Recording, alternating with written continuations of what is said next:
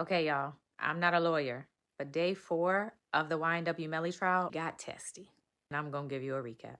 There were 2 witnesses brought up today, but the one y'all gonna care about is this woman. She is the mother of who was Melly's girlfriend at the time of the shooting. Now, the prosecution wanted to show videos, pictures, and text to this woman from what they allege to be Melly's Snapchat in an effort to prove that it's his Snapchat. Melly's team was trying to fight the relevance of the videos, the photos, and the texts, because if you remember this message, I did that. Shh. Prosecution alleges was sent from Melly on his Snapchat. So they're trying to prove that that's his Snapchat and therefore that's a message he sent. Eventually, the judge allows some of the videos and photos and text from the Snapchat account and says some of them won't be allowed. And then the other big thing has to do with the testimony of the woman herself. Her name is Felicia Holmes.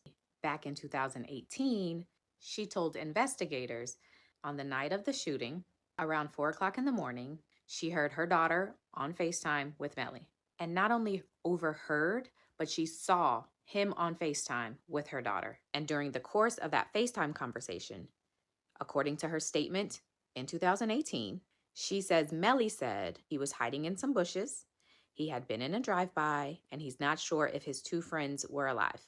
Now fast forward, and now she says, I don't remember what I said at that. It was like 5 years ago. So Melly's team doesn't want her to testify, but specifically doesn't want her testimony from 2018 allowed in front of the jury. The prosecution obviously wants the statement from 2018 in front of the jury.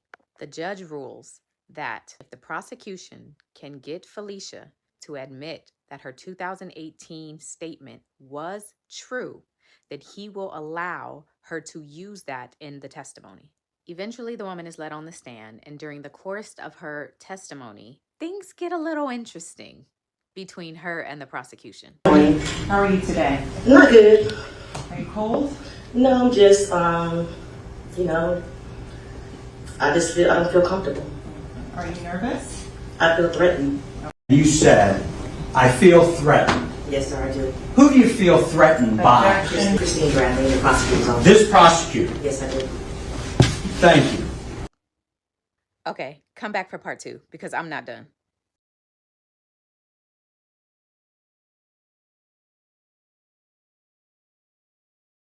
Part 2 of the YNW Melly Day 4 trial recap.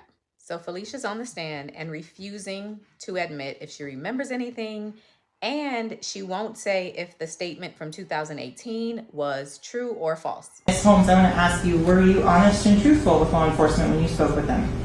I would hope so. I mean, it was 2018. I went through a lot in that year, so I'm not sure where my mindset was at that time. Did you lie to law enforcement? I would hope not.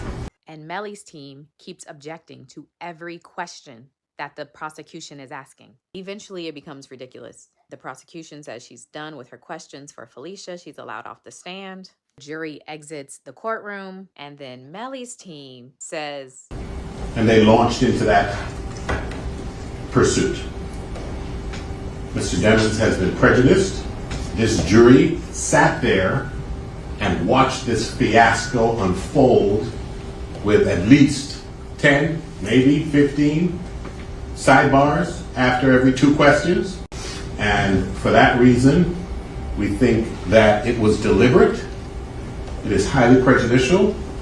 This jury has been tainted, and we move for a mistrial. which basically means they either wanted her to say that she lied to police in 2018 or say what I said in 2018 was true, which according to them is illegal in Florida law, and so that's why there should be a mistrial. Judge says, I'll think about it. Let's resume on Tuesday. So court is out for the weekend, and they'll be back on Tuesday. What y'all think?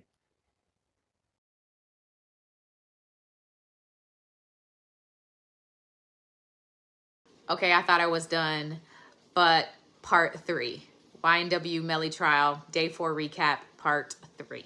So the prosecution alleges that this woman was given money from YNW Melly's manager to not cooperate with the police. Ms. Holmes, how much money has the defendant's manager given you since the October of 2018? Objection. So the question is, how much money have you been given by the defendants? For vacation for all of us, for him, his wife, and me, to pay for it, as far as he gave me $5,000 for Airbnb, which I gave him $1,000 to deposit that. Can we clarify who he is, Objection, Your Honor. Jameson Francois? Objection, or just clarify, counsel. Sure. So it's clear, who is Jameson Francois? He's Nelly's manager.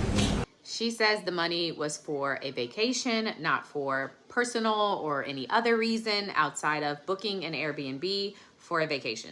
At the end of the day, when Melly's attorneys are asking for a mistrial, they also bring up that the way the prosecutor asked the question sounded as if she was implying that the attorneys, Melly's attorneys, also paid her money to not cooperate. So when they asked for a retrial, they included that as one of the reasons. They were obviously offended by that suggestion.